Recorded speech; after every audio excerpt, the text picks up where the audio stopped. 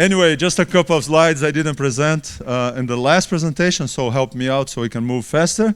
The denominational change that took place in the 20th century, and remember, during that time, the church was primarily an American church.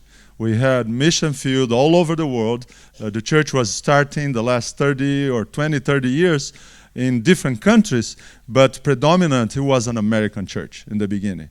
And because of that, we still have today in places that I was in a country doing a reaping event. At the end of the week, the mission president was leading the baptismal, not the baptismal vow, how did they say? Yeah, kind of interview before the baptism. But he had several things that are not in the church manual, like things like this. Do you promise? Asking the man, you tuck your shirt? I'm trying to look where in the manual he found that, but and this is kind of influence that the missionaries had in places. I mean, this happened in Africa, okay? That makes no sense at all. But I mean, the missionaries did wonderful things, but they also taught us to do things that doesn't make any sense in other places. But the trend of settling ministers over existing churches would continue until it would soon be standard practice. If you ever had read this book, Recovering an Adventist Approach, from Russell Burrow, he has some very good thoughts about this period and the change that took place. And then the next quote I want to mention is the following the trend. You're going to see the 1870s to 1916, the average was 4 churches per pastor. And during that time, we have a rapid growth. I know 4 churches still not much, right, Tui? You have almost double than that. But that was standard. During that time, several churches per pastor, ordained pastor. And we are counting those who are in the leadership position. So most of the pastors have more than that. In the 20s, the ratio dropped to about 2.5 churches. And then in the 40s, the ratio was about 2 churches. In the 50s, 1.3. And from that on, it remained almost the same.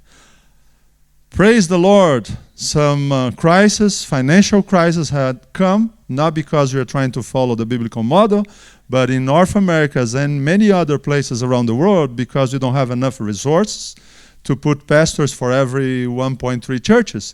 We have today in North America pastors with 2, 3, 4 churches today. And guess what? In those places, looks like the work is doing much better. Not because the pastors they don't help the church to grow, but if we have 1 pastor per church, looks like most of the membership will be waiting and just to watch the performance of those who have been paid to do the work. And they just become spectators. You understand the context. So we're not saying that the pastors are not necessary. I really think that they need to be released and trained and equipped to do the job that they're supposed to be doing based on the Bible and the spirit of prophecy. Okay? And they need your help to do that. Okay? I have a friend who said the first enemy of the pastor is the church board. The second is the team of elders. Those are the first barriers that the pastor needs to overcome to do his work. I don't think this works. I mean, this is not a reality here in Australia. No, in other places, yeah, not in your church. Of course not. It's because here we have a team, a pastoral team, pastors and elders working together for mission, right? All right, wonderful. Praise the Lord. At least those who are here, right? Because some of that don't follow this pattern, they don't even come for training, so they don't know what's going on here. So this equalizing ratio, like 1 pastor per church, it took place about 100 years ago, was not caused by increase of hiring new ministers, but because of the slowing down of church planters. You see? Okay? Not that we had enough money, so we start hiring new pastors until we reach all the churches. The reason was that we stopped planting churches. And guess what? The growth rate slowed down. I could present to you in places that I work, recently in New York, that we doubled the growth rate of the conference because we were intentional planting new churches. as we prepare for a big evangelist trust in 2013. The previous year, we haven't done much evangelistic meetings or reaping meetings, but was the best year we ever had in terms of baptism. And not because we did a lot of evangelistic meetings, because we are focused and intentional for growth, and we start planting new churches. The following year was even better. The reaping meetings helped and for the reaping process, but I would take that the main reason for the growth during that time was the amount of new congregations planted. This is what I understand. Anyway, let's move. I think this is the last slide on that part. This dramatic drop in the establishment of new churches relate to the change in function of the Adventist minister.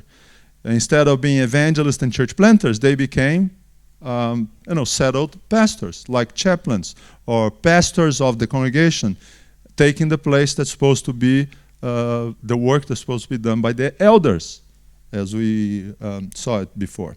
Once ministers become functioning as head elders instead of apostles, Adventism ceased being a dynamic church planting church movement and began to function like any other Protestant church. We just meet on Sabbath and don't eat pork, at least most of us. But that's it. So that's a huge change that took place. Okay. All right. All this that being said, we're going to go back and life goes, continue the same, or we try to implement some change. Change requires a lot of effort, intentionality, and hard work. Okay? I have my part to do, and you have yours. I have some homework for a couple of people here, and I'll ask Anthony and Darren to help me out on that, because I go back to committees that will be planning, possible, something new strategy that will recognize something that you are already doing, but the church in general needs to hear about it and try to implement the changes and whatever is working someplace and try to take the principle and apply in other parts. Not copying the models, but understanding the principles and applying. We're talking about biblical principles and spiritual prophecy advice, how to do ministry. But in all this, I want to show you a quick clip that in all this is supposed to be fun. Okay? You're supposed to have fun. May I have audio here? Where is that line? Here. Okay. Mirik, you don't have that over there, but we'll be here on the screen. Okay. An experiment was sponsored by Volkswagen, and they did this in several places in different scenarios. I love this one. You can pick others on YouTube, but this one is especially very interesting. Look at this.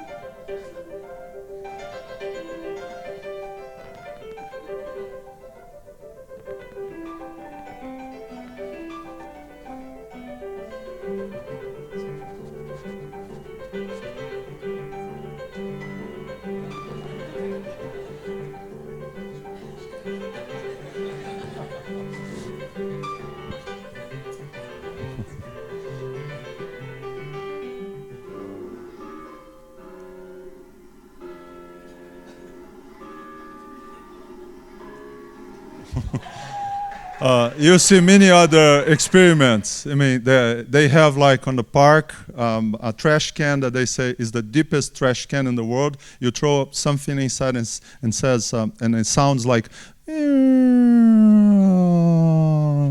something like that. So, and they collect a huge amount of trash in those trash cans. So the bottom line is this: when what you do is fun, people are gonna join you. Okay? So if you do ministry, if mission, leading out in church, you have fun doing that, it's not a burden. It's a privilege, and it's fun to serve the Lord. You're going to have young people joining the team. You're going to have more young people willing to go to Avondale and be prepared for ministry. Even if they are hired or not by the church, that can be bivocational. They can have a strong theological base and be a businessman or businesswoman, making a lot of money and also serve the church. So there is some, unlimited possibilities when we think about how fun it is to serve the Lord. So let's go to the presentation. Go back again. So what is leadership? In the past, we used to think that the good leader is the one that have all the answers. Okay. But the world is changing fast. In leadership, I mean, I remember when I started in ministry, I wasn't even married when I was pastoring in a district. And I have couples coming to me for marriage counseling. I mean, what I know about it, I knew nothing, okay?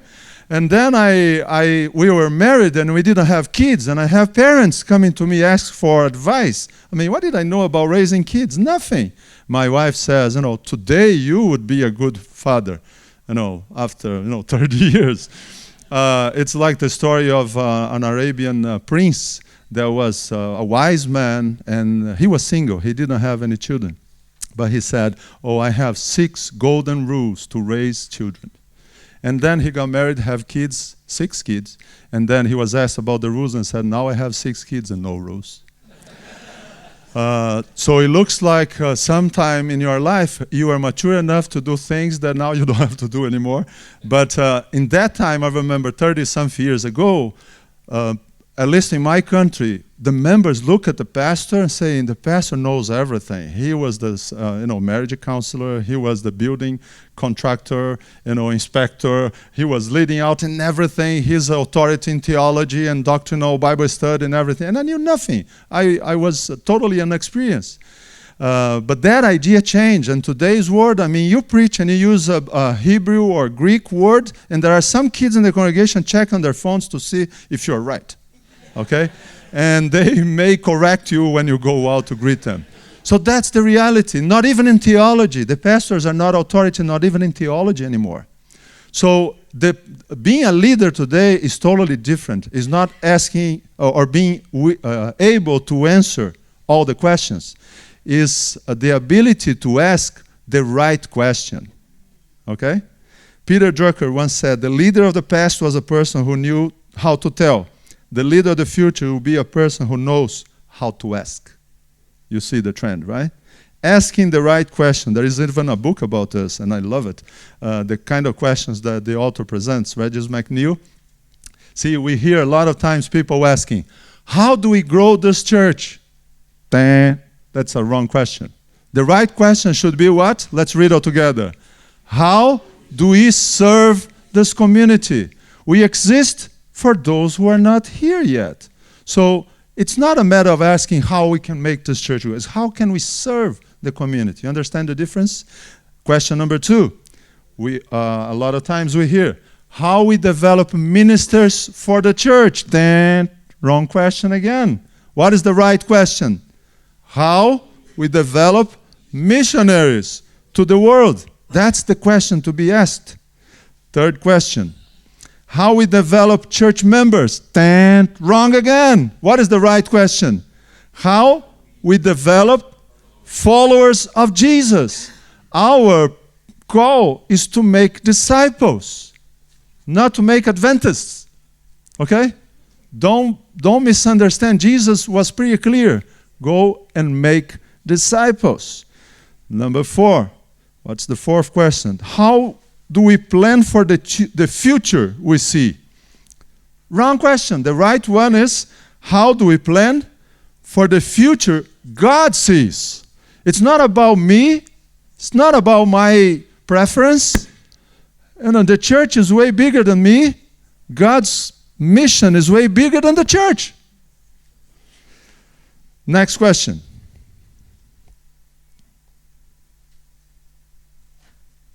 How we develop leaders for church work? Wrong question. What is the right question? How we develop leaders for a Christian movement.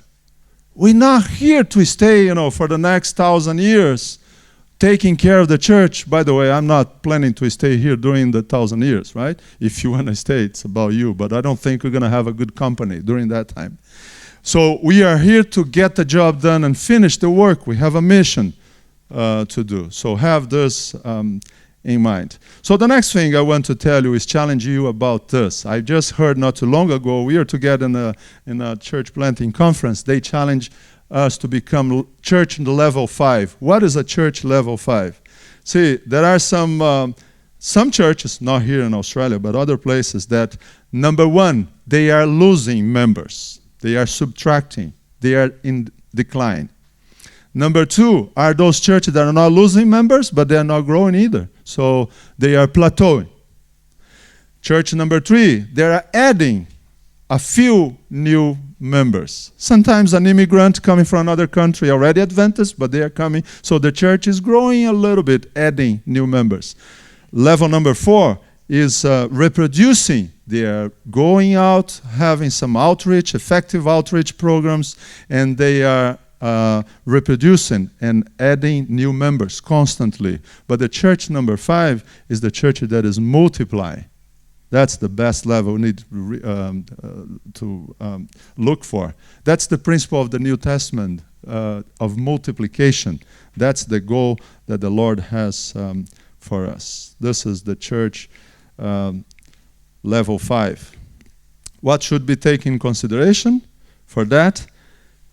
Number 1, we need to invest in leaders. We will never multiply new congregations, new believers, if you don't invest, or new small groups, if you don't invest in multiplying leaders. This is why once a year we come here for a retreat like this, because we need to equip, train, and make sure next year all of you mature elders bring a trainee with you, right? That's the goal. We need to multiply leaders. Number 2, inspire others. Number 3, celebrate small and large wins. There is no small church, our little church. No. The church is big because it's God's church. And anything we do, we don't count success by the hundreds or thousands. One life that is changed is victory and is success for the kingdom of God. Be aware of opposition. Anytime you try to do something good, you're going to face opposition. If you don't have any opposition, most probably you're doing nothing worth for. I'm telling you the truth. Even Jesus had opposition. He had a lot, by the way, from the elders, not from this conference, another conference, the one that was in Jerusalem. But be aware of opposition. We expect that. Number 5, trust and follow the Spirit. Follow the lead, the Bible, and the lead of the Holy Spirit. So have this in mind. Let's move forward. I want to show you another clip that I think is very inspiring too.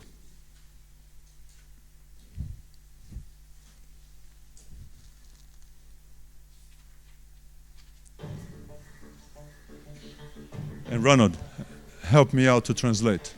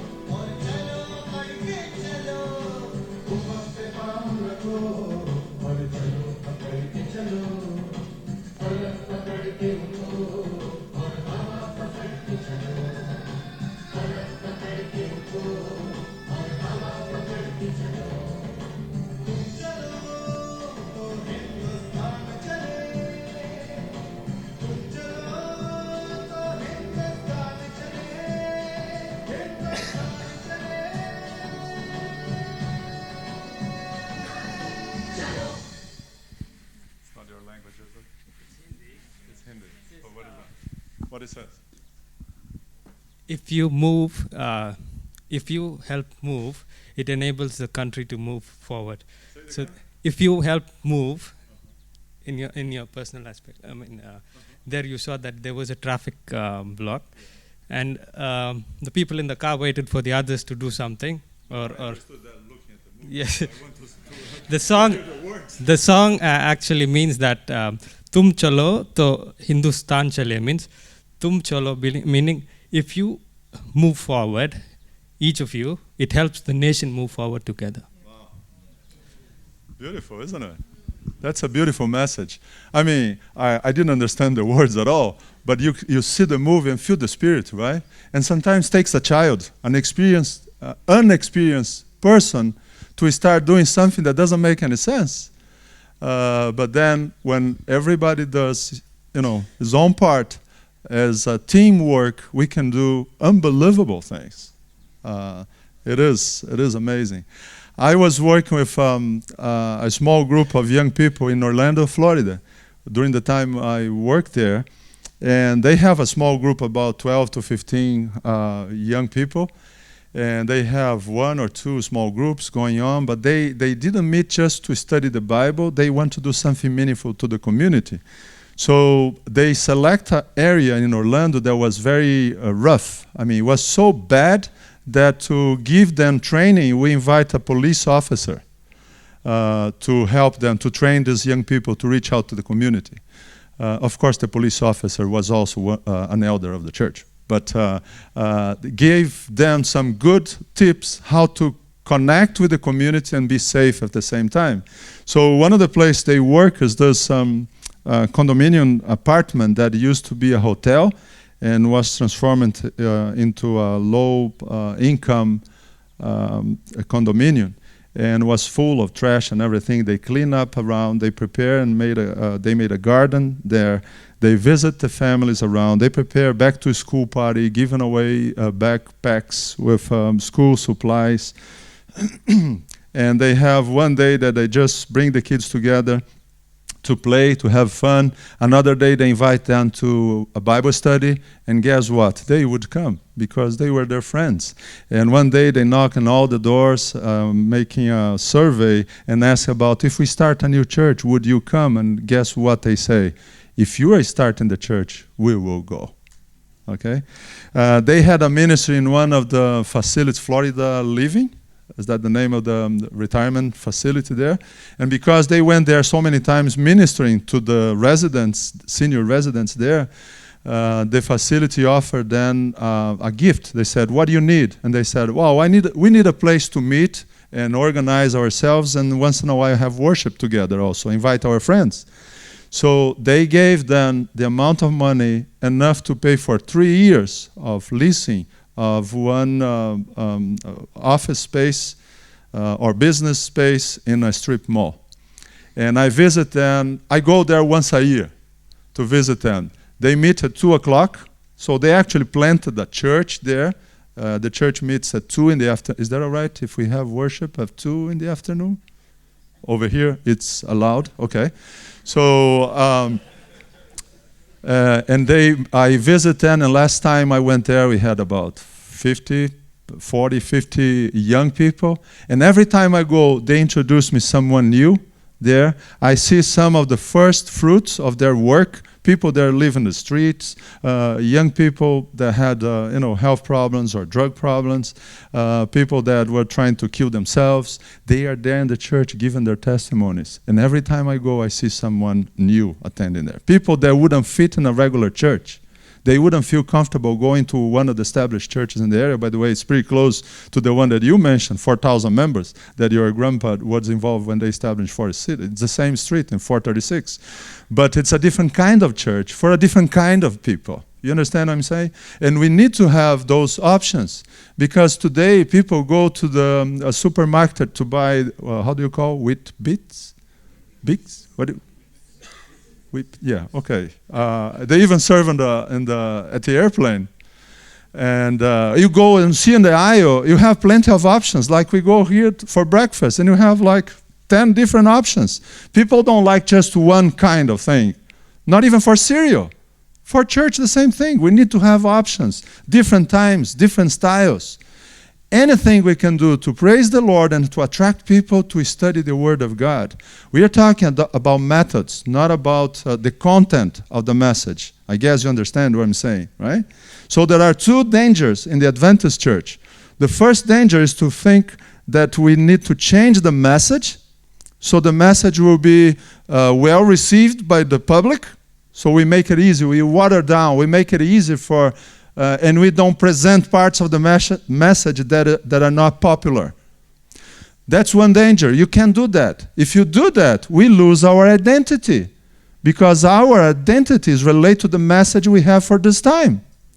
The other danger is don't change the methods. Well, if we don't change the methods, we become irrelevant. Nonsense. Doing things that people walk in and see and, what is that? I mean, why they're doing this? And I go to places, not here, but going places that you look to the bulletin, the order of service, there are like 50 things listed there. I mean, in some place I've been an hour and a half, 2 hours sitting after the platform party walked in before I start preaching. If I wasn't the preacher, I would go home. Okay, but since I was there, I don't want to disappoint the brethren. So, and then what do you think? After 2 hours of preliminary, do you think I'm going to summarize the message? Forget it. You have no, hurry to give me the podium. So now I'm going to speak. And so I don't summarize the message at all. I don't, they are not in a hurry anyway. So I ask sometimes people, and these happen a lot in ethnic churches, and I ask them, in your country, do you do that? Oh no, in our country, 11 o'clock we are going home.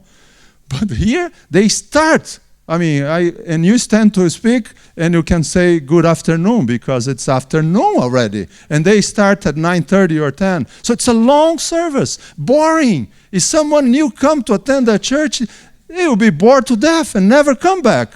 Our problem is not bring visitors to church. Our problem is to have second-time visitors, because some of them will never dare to come back again. Not here, right? I'm describing other places. I know you don't have this kind of problems.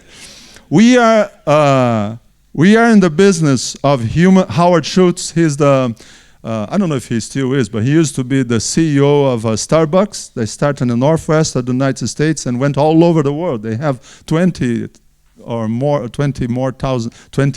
more coffee shops around the world. And he said, we are in the business of human connection and humanity, creating communities in a third place between work and home. So we need to create a space that we can connect with people. I mean, we're supposed to do that. Business, they are getting rich because they understand how, the psychology, that people need a place to connect. Even though they have individualistic culture, as we all face this with the secularization or Western culture, whatever it is, but we need that. It's a personal need, and business are looking to that. So when I was asked about the centers of influence, and I want to tell you just a few stories because we don't have much time, I want to describe a little bit what I understand by center of influence. And having said that, have in mind that this is nothing new. It's an old principle introduced by Ellen White over 100 years ago, but the church recently, especially under the leadership of Gary Krause and Adventist Mission Office, they are emphasizing the need to establish centers of influence following the advice that Ellen White gave us over 100 years ago.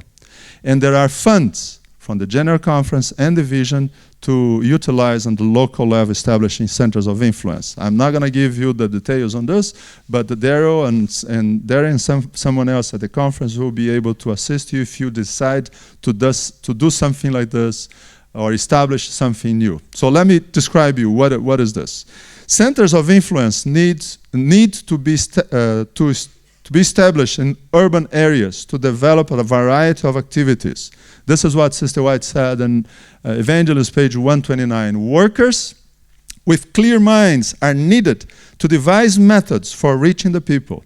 Something must be done to break down the prejudice existing in the world against the truth. So instead of just knocking on doors or giving away tracts about the Sabbath or the great controversy. We start with something that is connect to the needs of the community. So centers of influence is, the idea is to create bridges of communication and developing relationships, serving the needs of the community.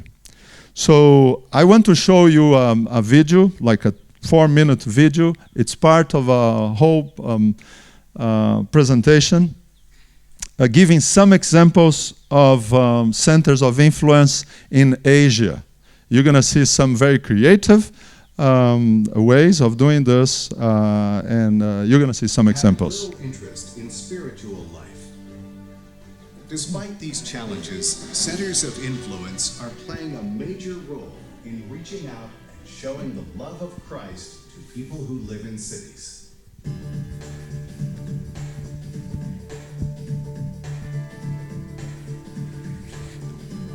Seoul, Korea is a major city with a population of more than 10 million. Seoul Central Church stands in Cheong-ro, a bustling center of commerce and tourism in Seoul. A church with an average attendance of 600 people. Seoul Central Church has opened its fellowship hall as a restaurant for the community during the week. Workers from government offices and businesses frequent the church for lunch. Through word of mouth, the healthy and tasty food has become well known in the area, and more than 200 people visit the restaurant daily. The church hired 6 full-time workers, in addition to volunteers, to work for the church restaurant. The church has also become well known in the community as an accessible, friendly, and comfortable place, and the hall is frequently rented out for alumni meetings and even for non-Adventist pastors' meetings. After his morning schedule, Pastor Park Sang-gil comes down to the restaurant to meet the customers and visitors. A portion of the income earned through the restaurant is used for charity purposes to help the poor in the community. The money is also used to feed senior citizens on Sabbaths. Around 300 senior citizens visit the church weekly to attend the worship service and to enjoy the free lunch provided by the church. By serving the elderly, the church baptized more than 40 senior citizens last year.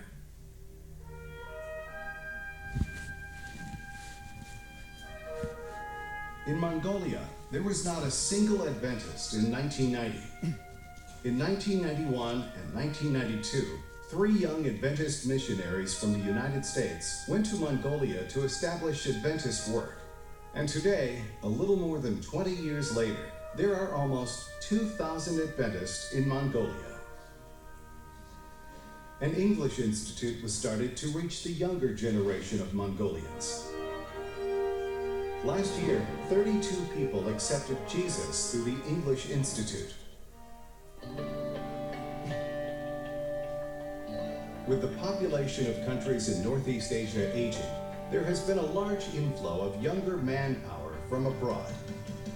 As it is not easy for migrant workers to adjust to a new culture and environment, the Northern Asia Pacific Division established a multicultural family service center in the city of Onsan, Korea, where 150,000 of the 760,000 people are foreigners. 80 foreigners from 15 different countries are staying in the center. The center provides various services, such as Korean language classes, medical and dental care, employment, daycare services, legal advice, emergency shelter, and Bible classes. In order to share the gospel with the migrant workers in the community, the center recently held a World Cup soccer game. Nearly 1,000 people from 12 countries participated in the game. They enjoyed the Christian fellowship and the program.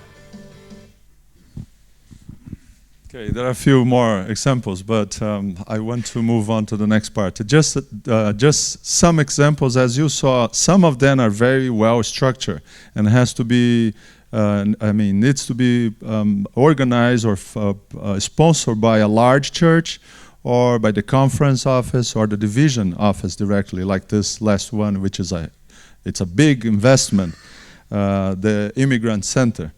But it's challenging, especially in a place like Paul. You work there in Mongolia. You know how hard it is to work in an area like that.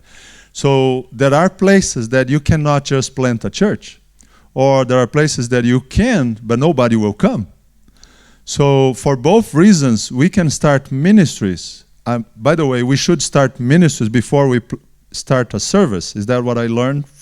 You mentioned that a couple times yesterday, Anthony. We should start ministry before we start a church. So, and in some places, for different reasons, we have to start ministries and serve in the community. So centers of influence, they have this idea of holistic organizations need or succeed where almost everything else has failed. We need to look to the community as a whole and the needs that they are facing. Faith-based social service has been growing awareness of the positive impact of faith on people's lives. So any government, in most part of the world, they recognize today the need to even receiving government funds like you receive here for the schools, because the government sees something good that the church is doing, and they fund part of our ministry. So to start something like this, we need to, the starting point, I would say, is assessment. What is the importance of assessment? Assessment is a twofold need in two different areas. Number one, we need to assess the community and see what are the needs of the community. How do we assess the needs of this community? What kind of needs they have in terms of health, family, women, children, youth, community, activity, small business? What kind of people live here? Is the population aging? Is the population increasing with minorities? Do we have an immigrant flow like you have here in Melbourne area? So this brings lots of ministry opportunities. So we need to find out what some organizations are already doing, non-profit, governmental, or even religious organization. We can join some of these ministries or service, or we can start new ones. Okay? So we can do both, working with the community, not just working for the community. That's another expression that we learned during this weekend. The other area of assessment is self-assessment. What skills, interests, and resources do we have to meet the needs of the community? As a church, as a conference, as a national church. So there are two important areas that we need to assess: the needs of the community and the resources that we have available. Let's see, you have in your churches in that area, there is a need in the community for the new immigrants. Like in Korea, I visit one of the ministries there was free dentist service for immigrants that don't have health insurance. And every Sabbath afternoon, an Adventist dentist opens a small office to attend 20 to 30 immigrants. I'm pretty sure that in this country, Melbourne, there is a need for that. But if you don't have any dentist, Adventist or non-Adventist, willing to give free service, I don't recommend you to start a ministry like that, because you don't start a ministry without a minister. Right? So you need to match the needs of the community with the resources available in the church and even outside the church. You may find people in the community that are not Adventists or maybe not even believe in God, but they are willing to support something to do good for others. Does that make sense? Okay. So what areas we can implement or start center of influence? Number one, areas of training, personal development in areas like health, family, finance, micro-business, technology. Let's say immigrants that don't have knowledge about computer. So you establish first basic computer classes. Music lessons. My sister is, I could show you some nice pictures of my dad is 91 now. He's going to turn 92 in another 2 months. And he planted in the last 5-7 years, he planted 2 churches. And the way he planted church is not very conventional. because sometimes the district pastor doesn't want to start right away, but he goes there, buys the property, the land, built a small hall, and start a church anyway.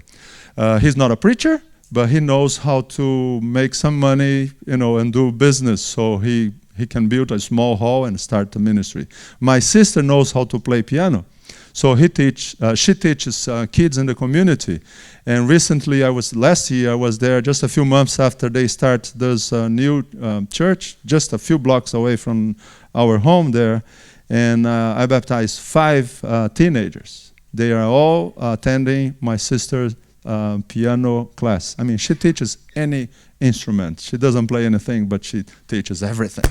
And she always connects with people in the community that come once a week or once a month to give specific training for different instruments. The point is, a small church of about 30, 40 people attending on a given Sabbath, they have a small band, they have different instruments, and lots of young people and teenagers from the neighborhood that their parents are not Adventists, but they come once in a while to watch their kids playing in church. Okay? So it could be language, school, like we saw, the example of in Mongolia, Ulaanbaatar. It could be adult education, literacy, or in our case, teaching English for immigrants. So there is plenty of opportunity. This is in the area of training and personal development. The second one could be in the area of activities, like fitness, a fitness room, a fitness class. Again, the same thing. You have a space in the church or in the school that could be a good fitness room. But if you don't have anybody from the church, a personal trainer, like Anthony, tell me, you're a personal trainer, right? A volunteer. Tell us what you do. Tell me, yeah. You are certified. Excuse me. No, I'm just saying you can't volunteer in most gyms that teach. You got to go through the certification process. But that's how I connect with a lot of people, and so I teach. You actually go to it's like right across the street from where I live. There's a wellness center, and I teach indoor cycling. We do like spinning class, and also other group fitness classes. And so when I go into the community with my family to eat at a restaurant, I'll have people come up and they'll say, "Hey, Anthony, how's it going?" I'm not sure if they all understand I'm a pastor or not. But there's been one family in particular that we connected with. They're part of our church right now as a result of that. But I'm not doing it to make members, as you said. We're doing it just to connect. But it's just, whatever your hobby is. Whatever your hobby is, you can leverage that to make connections. Yeah, very good. This is a simple example. Health screening, community garden, after-school care, tutoring, hobby-based gathering, like you said. It could be a sport, could be golf or surfing.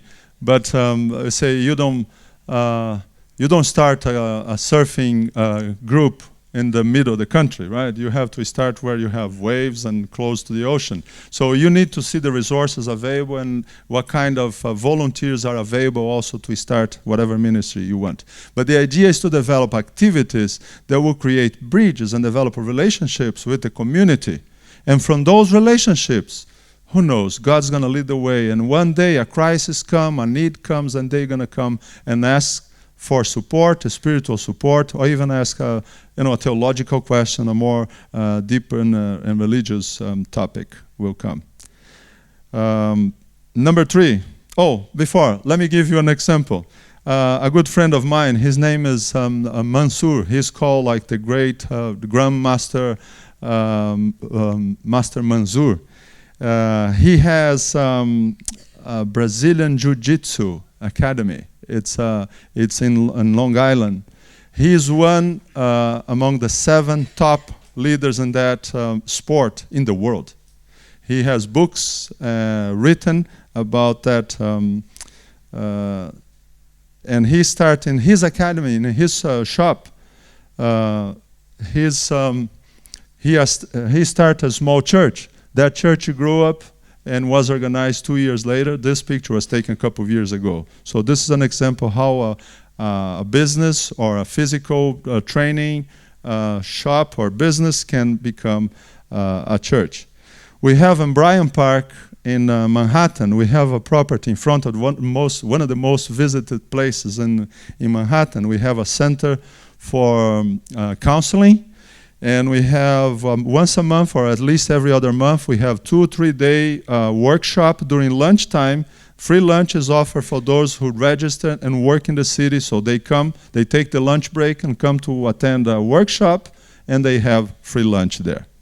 So we've done in terms of personal growth, coaching, financial training, health topics, and many other topics have been offered there.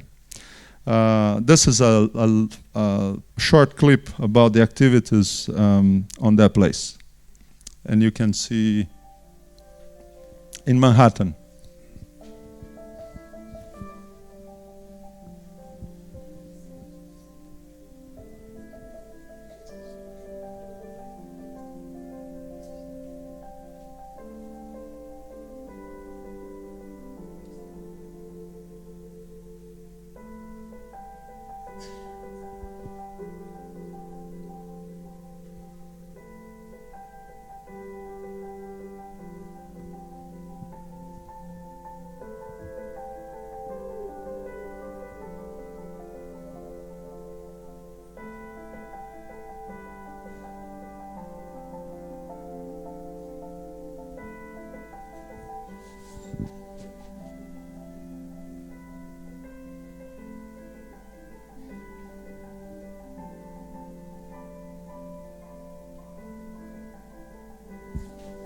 This is in the lobby of a bookstore, Adventist bookstore.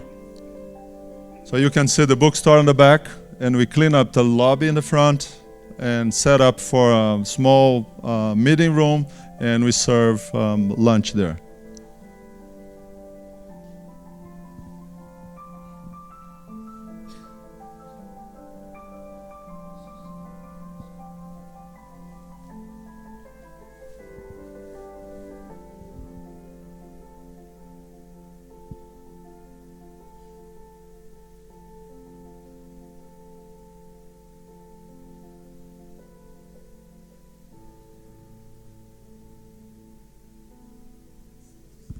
This was an event that took place a couple of years ago, just a sample of what they do there. Let me show you a picture. This church is in the south of Brazil, in a place called the Great Gate. That's the name of the neighborhood. And this picture, you may see, this is a large church. It's not filled up, but this picture was taken 6 in the morning. Because they do, once a year, they do 40 days of prayer. 6 in the morning and noontime. They meet together 6 in the morning and at noon. The pastor gives a short speech, like a 3 to 5 minutes devotional. They meet in small groups for prayer and support each other. Then they go in the morning for breakfast, or at noontime for lunch. So free lunch and breakfast offered every day for 40 days. So people, friends of church members come, and they offer every quarter. They go to neighborhoods that need assistance, and they provide free care in different areas. Let me move fast because I just have a few minutes. It could be events organized in advance, health expo, community concert, disaster preparedness coordination, fitness in public venues, international food fair. It could be something offered on a regular basis or organized for specific dates. This is one event that took place in a public area in central of Mexico City. It was an amazing event, and they offer fitness activities there. Business as a mission. It could be a business like a vegetarian restaurant, a fitness center, we mentioned this already, specialty shops, clinics, or daycare. Different areas of business as mission, and we saw the video telling us the story of the vegetarian restaurant in Seoul. It could be another one like this one. I took this picture in somewhere in China. I can't tell you the place because we hired, there are 4, in this little supermarket, they sell anything, right? It's a regular supermarket. But the market hire, there are 2 shopkeepers and 2 more young people, so total of 4, but 2 of them are in reality Bible workers. They were hired to be Bible workers. So they communicate with the customers, they make friendship with them, and then they start Bible studies and offer Bible studies and meet with them. I mentioned quickly to you yesterday, I met Sergey. This is another beautiful story in Ukraine, Kiev. Sergey is a businessman, a successful businessman, and he started, when I spoke to him like 2 years ago, he had 20 little shops, health stores, like that one you see on the top left, and he opened about 200 small places like the one on the top right, that is right on the lobby of Adventist churches, 200 of that. So he hires someone from the church and pays a few hours per week. The person opens up after sunset on Sabbath evening, before the service, 2 hours before the service on Sunday, or during the week on prayer meetings. People from the community, neighbors come to buy some health stuff, and also the members of the church have been served there. So it's a very simple way. He's making money, and he is employing a lot of people from the church and serving the community with health food. These are some pictures from the center that you saw. And I want you to see this little clip as we come close to the end and consider the opportunities we have.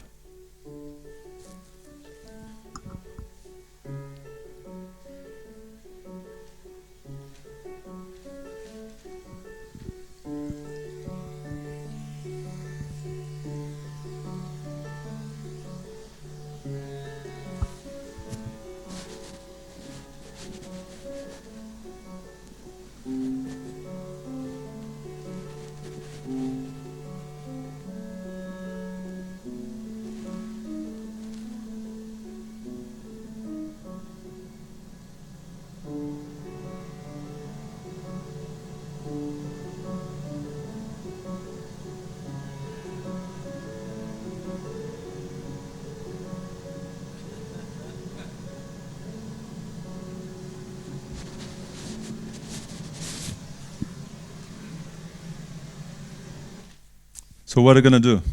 Just enjoy church? Come every Sabbath? Enjoy the fellowship? Potluck after worship? That's it? Do you think that this is why God called you? There's something else.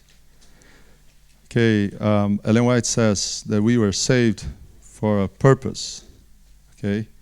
And the quote is this. I want to close with this.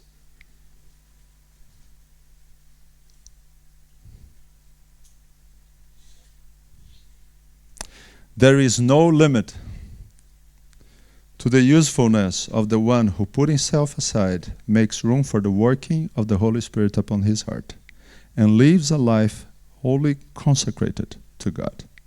So what can we do? There is no limit, okay? If you only decide to put your life on God's hand, deny self, be willing to join him and make a team with someone else, be humble enough to partner with someone, and starting something new, meaningful for you and meeting the needs of the community, God's going to bless your ministry. And this is my prayer. In Jesus' name.